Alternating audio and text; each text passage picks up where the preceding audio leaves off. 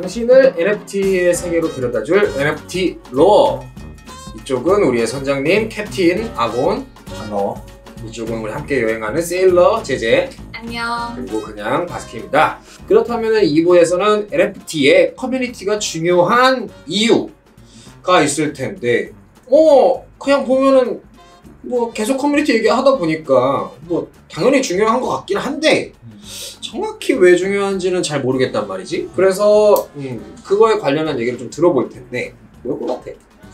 아무래도 커뮤니티가 활성화돼야 사람들이 좀 더 눈에 띄기 때문에 그런 홍보 목적이 아닐까 홍보 목적에 라는 생각입니다. 그렇다면 정확한 정답은 뭐죠? 홍보 목적도 굉장히 맞는 것 같고 플러스 1점? NFT라는 거에 대한 특성을 저번에 설명을 할 때 이게 그냥 한번 팔리고서 끝이 아니라고 얘기를 했었잖아. 이제 NFT가 발매가 되고 그 다음에 계속 거래가 되는 과정에서 가치가 올라가는 구조다 보니까 그리고 그거를 견인해 주는 게 커뮤니티의 역할인 경우가 되게 많아. 그래서 실제로 되게 초기에 엄청나게 비싸게 팔렸음에도 불구하고 커뮤니티가 제대로 형성되지 않아서 이후에 되게 힘이 떨어지는 그런 경우들도 되게 많이 발생을 하거든. 거기에 대한 대표적인 예시가 B20라고 하는 토큰이 있어. B20가 뭐냐면은 혹시 NFT에 대해서 이야기를 하면서 비플이라는 작가에 대해서 들어본 적 있을까? 한 번 정도 들어본 것 같은데. 한두 번? 요즘에 뉴스나 이제 NFT가 뭔지에 대해서 얘기를 하는데 가장 많이 회자되고 있는 사례 중에 하나가 비플이라는 작가의 경매가 700억 원에 팔렸다 라는 이야기를 많이 하거든. 그 작품은 이제 크리스티라는 곳에서 경매가 되었고 실제로 지금 현존하는 작가 중에서 세 번째로 가장 비싸게 팔린 작품이기도 하고 그게 이제 700억 원에 팔리면서 NFT 그리고 NFT를 통한 크립토 아트에 대한 관심이 확 올라갔거든. 그리고 지금도 왕성하게 활동을 하고 있고 최근에는 실물 조각을 만들었어. 그러니까 약간 좀 피규어 같은 형태로 만들었는데 자기 작품을 이제 조각으로 만들어서 그것도 경매가 이제 300억 원에 팔리는, 그건 NFT가 아님에도 불구하고 300억 원에 팔릴 정도로 이제 굉장히 유명한 작가야. 되게 유명하고 그 다음에 지금 현재 디지털 아트를 선도하고 있는 작가라고 판단이 드는 사람인데 B20가 뭐냐면 비플의 작품을 수집하는 콜렉터 메타코반이라는 사람이 있거든. 근데 그 메타코반이 비플 경매가 있기 전에 매일 사파처럼 여러 개의 작품의 하나의 콜렉션이거든. 그래서 그 작품의 20개를 먼저 다른 데 사서 기반으로 토큰을 발매를 했어. 이 토큰은 20, 비플의 작품 20개를 소유하고 있는 것과 같고 내가 이 토큰을 소유한다는 거는 비플의 작품의 일부를 소유하는 것이다 라고 해서 토큰을 발매를 했고 그게 이제 비플 경매가 진행이 되면서 굉장히 그래서 그 토큰 가격이 굉장히 많이 상승을 했거든. 원래 처음에 한 2,000원 정도 토큰이 판매가 됐다가 비플 작품이 한창 이제 잘 팔렸을 때는 가격이 거의 한 2만원, 3만원 막 이 정도까지 올라갔던 걸로 기억을 해. 오, 많이 올랐네. 그래서 2만원, 3만원까지 쭉 올라가가지고 비플이라는 작가는 너무나 유명하고 작가가 계속 활동을 하기 때문에 이 토큰은 무조건 잘 될 거다 라고 사람들이 생각을 했었어. 근데 실제로 이 토큰의 지금 가격은 한 800원 정도로 쭉 떨어졌거든. 2, 3만 원에서 다시 800원으로 엄청 떨어졌네. 엄청 떨어졌지. 이제 정말 유명한 작품도 가지고 있고 그 다음에 되게 나름대로 스포트라이트도 많이 받았고 유명세를 탈 수 있을 만한 요소들을 많이 가지고 있었음에도 불구하고 이 토큰이 활성화되지 못했던 건 딜을 밀어주는 혹은 같이 참여하는 커뮤니티의 힘이 부족했기 때문이라고 난 생각을 해. 커뮤니티가 참여하지 못했던 이유들이 여러 가지가 있을 텐데 토큰이 발매가 될 때 토큰의 50% 이상이 처음에 발매한 사람, 그러니까 메타코반한테 돌아가는 구조였거든. 그래서 경제적으로 봤었을 때 커뮤니티 입장에서는 내가 여기 참여해도 그렇게 가지는 게 많지 않고 인센티브가 그렇게 높지 않다고 생각을 할 수 있었던 요소들도 많고 그리고 그 저번 시간에 얘기했던 커뮤니티 활성도 측면에서 봤었을 때도 이걸 가지고서 계속 뭔가 새로운 작품을 만든다든지 아니면 서로 커뮤니티가 형성될 수 있는 장들이라든지 프로그램이라든지 이런 것들도 좀 많이 부족했던 걸로 보이거든. 되게 많은 리소스가 있었고 많은 자원과 되게 잘 될 수 있는 요소들이 많았음에도 불구하고 토큰이 실패했던 그런 사례로 남아있지. 결국에는 NFT 이런 크립토 씬에서는 구매자가 곧 그 커뮤니티의 일원이 되는 구조이기 때문에 커뮤니티를 형성을 우리가 게을리해서는 결국에는 어떤 토큰이든지 NFT든지 뭐랄까 구매하는 사람들의 그런 욕구나 어떤 이제 이 프로젝트의 추진력 자체를 상실하게 되는 그런 과정을 밟아갈 수밖에 없겠네. 커뮤니티가 없이는. 점점 사그라드는 거지. 거기에 대한 관심이. 작품을 어떻든지 간에 판다는 건 너무 중요한 거고 처음에 파는 것도 되게 중요하지만 그걸 가지고서 이 NFT 작품을 줬을 때는 그게 그냥 수집을 하는 게 아니라 이걸 가지고서 계속 뭔가 유대관계를 쌓고 이걸 같이 가지고 있는 사람들끼리 연계점을 계속 가질 수 있는 매개로서 활용됐었을 때 그 커뮤니티의 가치가 늘어나고 그 가치에 반영하는 NFT의 가치가 같이 늘어나는 구조를 만드는 게 되게 중요하지. 비플의 비견에서 극명하게 커뮤니티가 성장한 것 예시를 보여주는 게 크립토펑크야. 크립토펑크는 지난 시간에도 얘기를 했었고 이제 몇 번 소개를 했었던 걸로 기억을 하는데 크립토펑크의 초기 가격은 0원이었어. 2017년도에 처음 라바랩스라고 하는 곳에서 크립토펑크를 발매를 했었는데 크립토펑크를 트위터를 통해서 그냥 뿌렸어. 말 그대로. 나 이런 거 만들었으니까 가져가세요 라고 해서 사람들한테 다 뿌리면서 뭔가를 라바랩스가 막 주도해서 막 하지는 않았거든. 근데 이걸 가져간 사람들이 2017년도에는 이게 굉장히 초기고 이런 프로젝트가 없었다 보니까 야 이거 너무 신기하다, 이거 나 쓰고 싶다 이렇게 느꼈던 거야. 그래서 그걸 가져갔던 사람들이 자기의 트위터나 디스코드의 프로필 사진으로 크립토펑크를 쓰기 시작하고 지난 시간에 잠깐 얘기했었던 것처럼 펑크 자유로울 같은 사람들은 아예 그냥 나의 정체성을 펑크로 바꿔버린 거지. 그래서 그런 일들이 벌어지기 시작하니까 사람들이 야 이거 가지는 거 되게 좋은 것 같다, 한 사람들이 많이 가지고 있다 이렇게 느껴졌고 실제로 이제 커뮤니티가 주도해서 그 밈 사진이 하나 올라왔거든. 크립토펑크가 올라온 이후에 페이머스 펑크라고 해가지고 이제 할리우드에 있는 셀럽들 뭐 예를 들어서 마이클 잭슨이라든지 뭐 버락 오바마라든지 이런 사람들의 사진에 대입해가지고 펑크들을 소개를 하기 시작했거든. 그래서 그러다 보니까 펑크를 가지고 있다는 건 약간 이런 유명인이 되는 건가? 약간 이런 것들하고 연결 지을 수도 있네? 라고 인식들이 생기기 시작한 거야.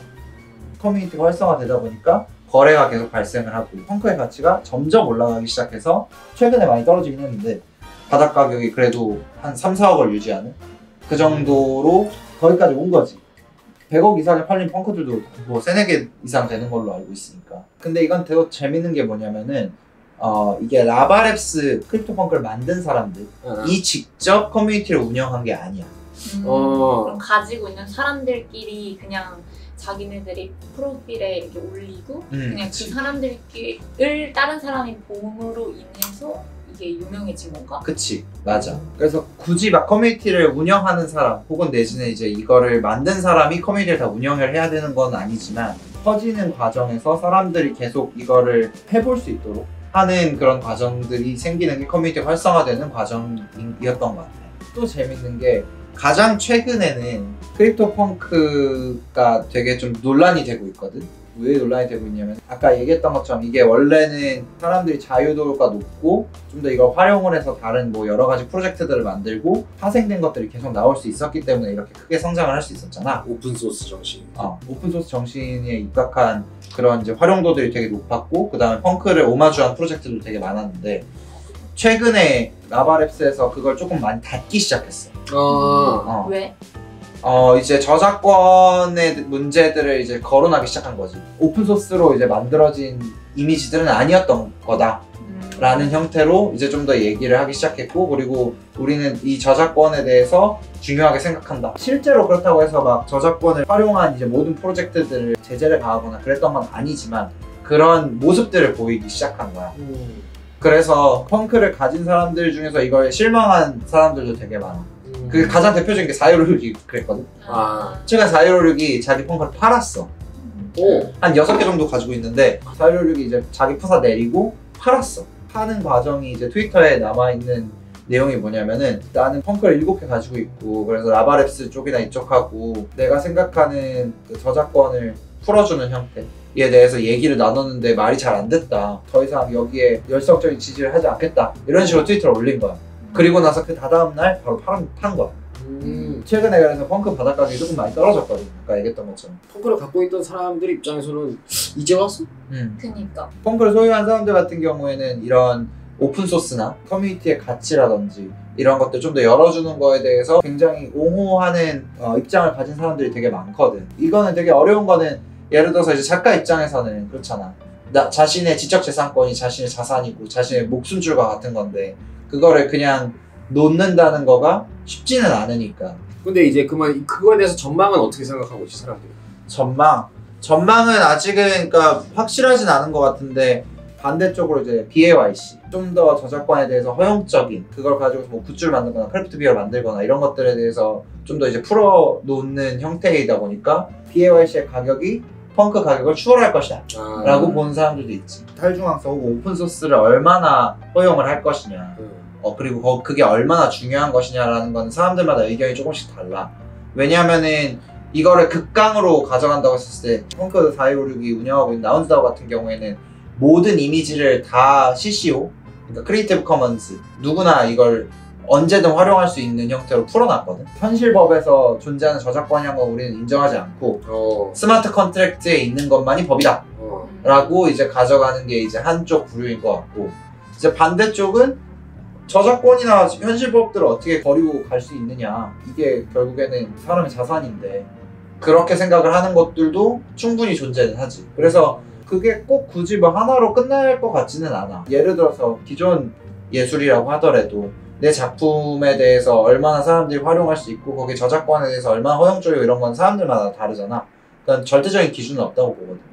그런 것처럼 이곳에서도 나름대로 기준들이 정해지기는 할 텐데, 어떻든지 간에 이 안에서 블록체인이 탄생한 배경이나 정신을 봤었을 때 오픈소스라는 거는 굉장히 중요한 기본 철학 중 하나야. 어떻든지 간에 이 커뮤니티의 가치를 판단하는데 모든 사람은 아니더라도 대다수는 그거를 중요하게 생각할 것 같기는 해. 그래서 커뮤니티를 빌딩을 하는 데 있어서 나름대로 몇 가지 할 수 있는 요소들이 있다고 생각을 했거든. 하나는 내러티브야. 아까 이제 탈중앙성에 대해서 잠깐 얘기를 했었잖아. 나는 이런 사람이야 라고 표현할 수 있는, 뭐 그게 문구가 될 수도 있고 이미지가 될 수도 있는데, 그런 것들이 여기에 얼마나 담겨 있느냐에 따라서 참여하지 않을 사람, 그리고 내가 같이 하고 싶은가 하고 싶지 않은가가 판별이 되는 것 같아. 펑크 같은 경우에는 크립토씬에 오래 있었고 탈중앙성에 대해서 되게 중요하게 생각하고, 오픈소스나 이제 무엇 이제 자율 이런 거에 대해서 큰 가치를 가지고 있는 내러티브로 생각이 되는데, 이게 갑자기 배반이 됐다고 사람들이 느끼면서 가격들이 떨어지는 것처럼 작품을 만든다고 했었을 때 그 작품이 추구하는 세계관이나 같이 하고자 하는 정신, 그런 것들이 얼마나 계속 유지되는가, 그리고 얼마나 이거를 실제로 사람들에게 와닿을 수 있도록 행동으로 보여주는가, 내러티브를 보여주는 가장 중요한 요소인 것 같아요.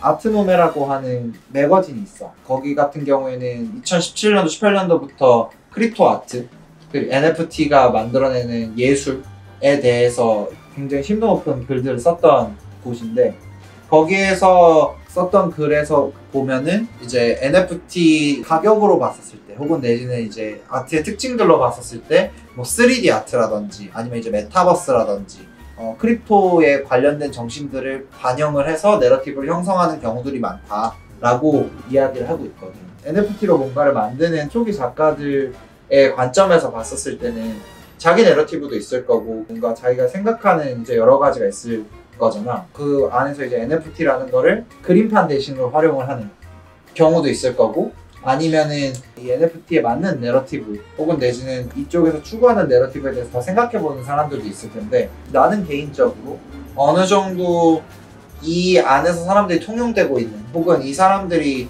진짜로 추구하는 가치들에 대해서 생각해 볼수록 이 NFT로 발매를 하고 사람들에게 주어졌을 때 실제로 이게 더 의미가 있는 형태로 발전하기가 쉽다고 느껴. 그래서 작가 입장에서는 글쎄 그게 중요하다고 생각할지 생각하지 않을지는 잘 모르겠는데, 그런 부분들을 조금 생각을 해볼 수도 있겠다라는 것 같아. 최근에 조금 눈에 띄었던 프로젝트는 미스터 미상이란 작가 혹시 알고 있어? 유명하지. 아 정말? 뭘 알고 어떤 걸 나 알고 있어? 트위터 여기서도 배웠는데 배웠잖아. 잼스터디에서 잼스터디에서 이제 사회 비판? 미스터 미상 같은 경우에는 한국 작가분으로서는 슈퍼레어에서 높은 가격에 작품을 판매하신 작가분으로 유명한데 슈퍼레어. 슈퍼레어가 NFT 파는 플랫폼 중에서 제일 비싼 거 파는 그런 데지? 뭐 제일 비싼 것까지는 잘 모르겠는데 적당히 비싼 거?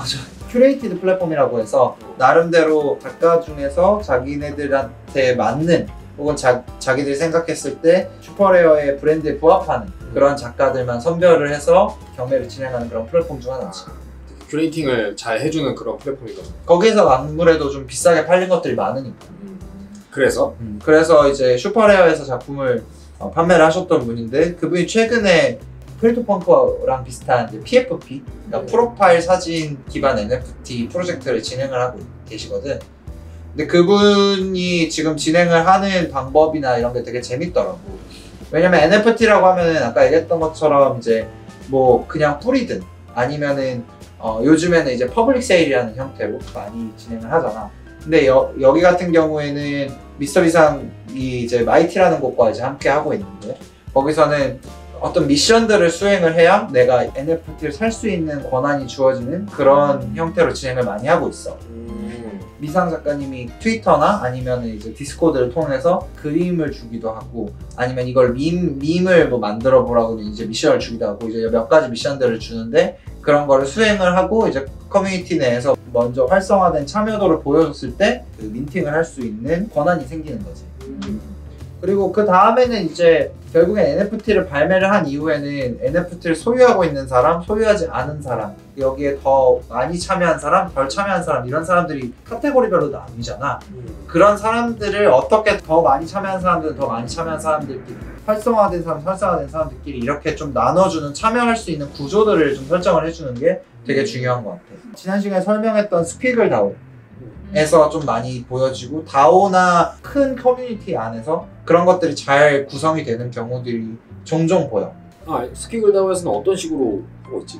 이제 기본적으로 어떤 식으로 하냐면은 이제 NFT를 소유하지 않은 사람들이 볼 수 있는 채널들이 있고 NFT를 소유하고 있는 사람들이 명령어를 입력을 해서 들어갈 수 있는 채널이 나뉘어 있어.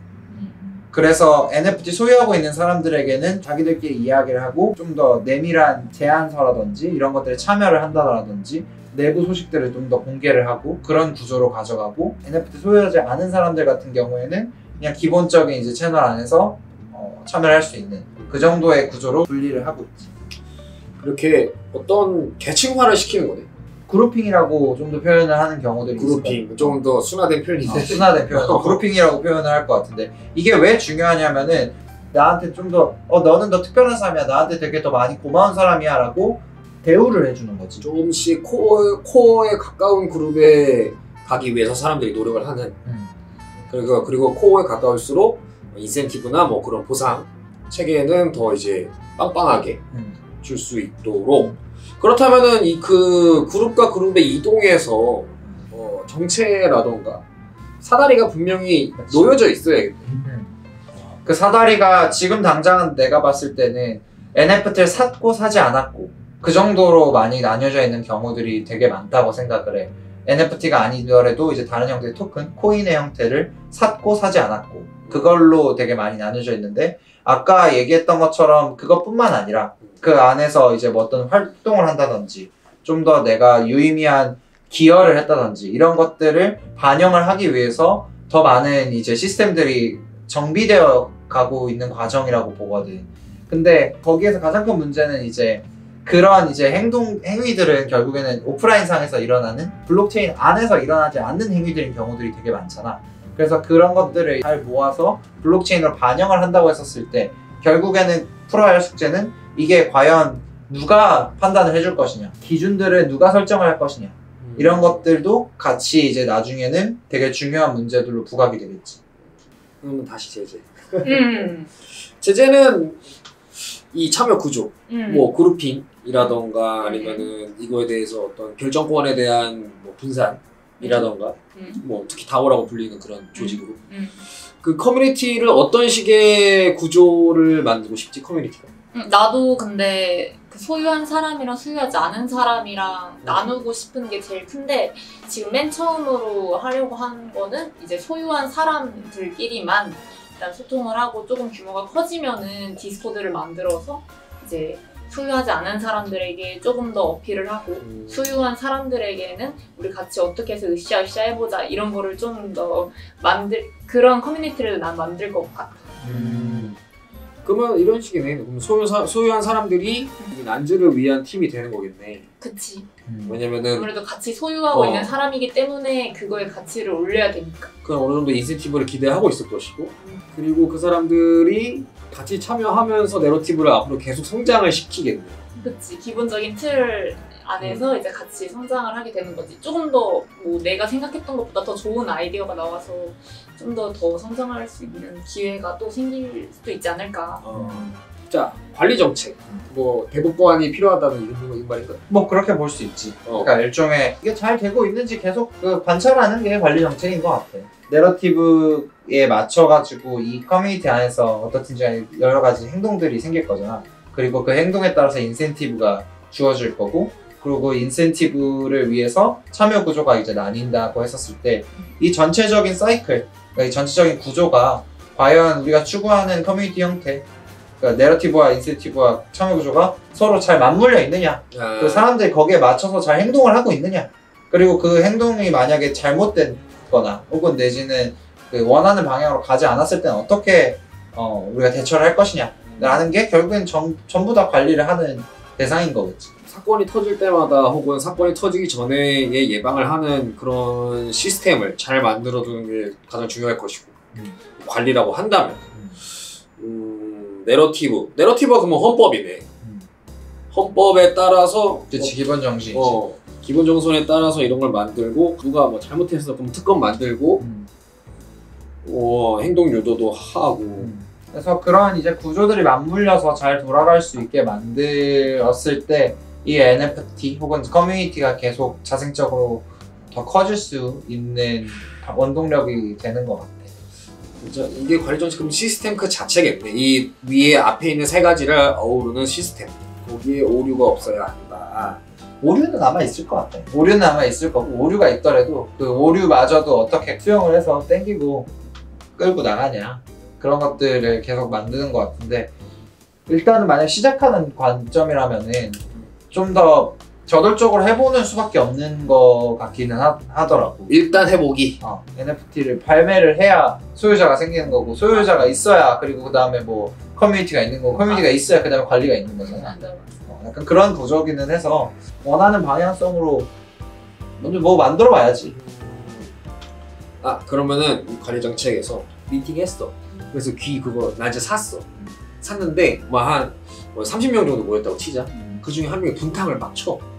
그러면 쳐낼 거야 안 쳐낼 거야? 난 쳐낼 거야. 오. 왜지? 단호하네.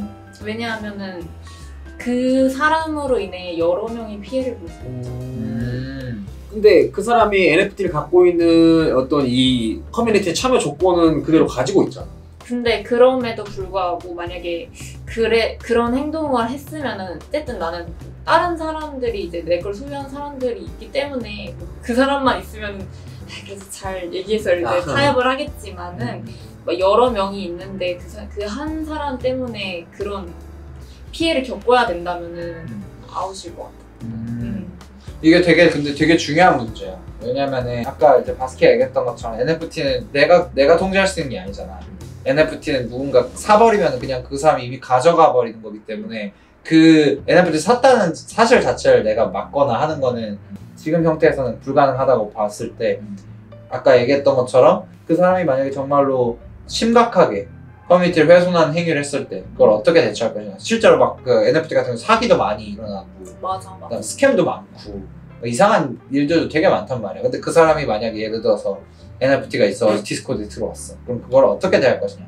그런 거 참 어려운 문제인 것 같아. 그러니까 그 사람은 자기가 아무리 잘못을 했어도 난 거기에 들어갈 권한 자체를 샀는데 그러면은 만약에 그런 커뮤니티 들어갈 권한 그 유틸리티를 보고 샀다. 근데 맨 처음에 그 커뮤니티 들어왔을 때 룰을 말할 것 같아요. 그러면은 퇴장입니다. 이렇게. 그것도 맨 방법이지. 처음부터 그냥 그렇게 해야지 안 그러지 않을까?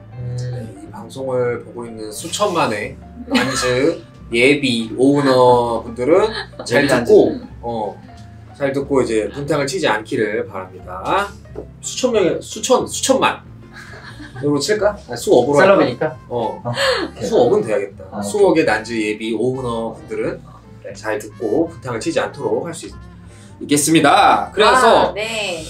오늘은 지난 시간에 이어서 이제 커뮤니티에 어떤 요소가 있고 어떤 요소가 좋아야만 이게 좋은 커뮤니티다라는 거, 그리고 그런 커뮤니티를 만들려면은 어떤 거를 생각해보고 이거를 바로 잡아야 한다. 뭐 이런 식의 얘기를 해봤는데 뭐 어땠습니까? 내가 지금 만들어야 할 커뮤니티를 어떻게 좀 더 개선을 해서 좋은 방향으로 이어갈지 알게 되었다. 오케이. 그래서 씬에 들어오려고 하는 어떤 크리에이터들 혹은 콜렉터, 이거를 구매하려고 하는 사람들이 어떤 기준을 가지고 코인이나 토큰이나 NFT나 이런 거를 선택을 해야 되는지에 대한 그런 내용이었던 것 같습니다. 굉장히 유익했고 멘트 다 떨어진 것 같고 자, 그래서 다음 시간에는 어떤 주제로 얘기를 할까요? 다음 시간에는 이제 NFT의 기반이 되는 기술들이 블록체인이잖아. 그리고 블록체인이 만들고 있는 새로운 인터넷, 웹 3.0이라고 얘기를 하는데 웹 3, 웹 3.0, 3.0, 웹 3. 웹 3. 그래. 그 웹 3에 대해서 이야기를 하는 시간을 가질 거야. 아니 3.0이면 지금 하고 있는 건 뭐야? 2야? 지금 하고 있는 건 2.0이야. 웹 오, 지금 알았어. 나도 처음 알았는데. 자, 지금까지 NFT와 커뮤니티에 대해서 해봤고, 다음 시간에는 블록체인과 웹3에 대해서 알아볼 생각이니 구독과 좋아요, 알림 설정까지 알림 설정. 부탁해요. 바이바이.